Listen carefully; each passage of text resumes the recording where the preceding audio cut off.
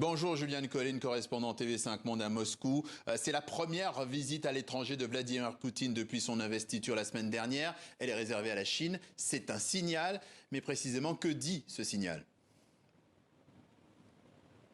Effectivement, vous avez raison de le souligner, c'est extrêmement rapide comme visite, puisque seulement une semaine à peu près après son inauguration, Vladimir Poutine est déjà en Chine.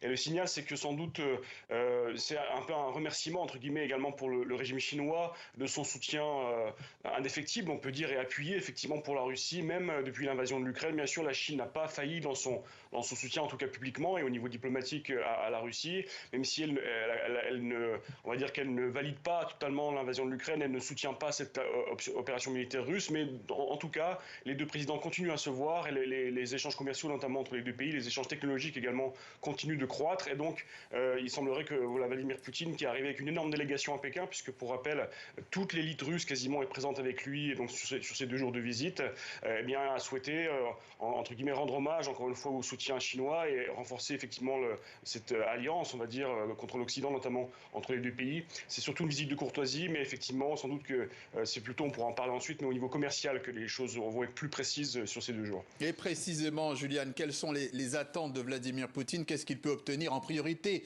de ce voyage en Chine?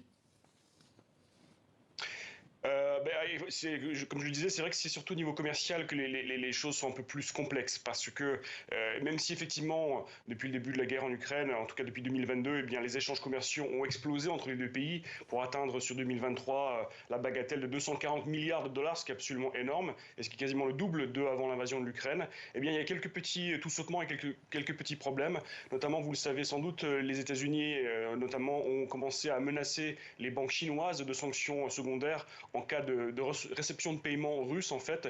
Pourquoi? Eh bien, parce que bien sûr le bloc occidental a peur que la Chine, de manière dissimulée, eh bien, envoie notamment des armes ou en tout cas des matériels qui peuvent être utilisés à fin militaire en Russie. Et donc les banques chinoises visiblement ont très peur de ces sanctions secondaires tout de même, et l'exportation chinoise a baissé de quasiment 15% sur le mois de mars et avril 2024 vers la Russie.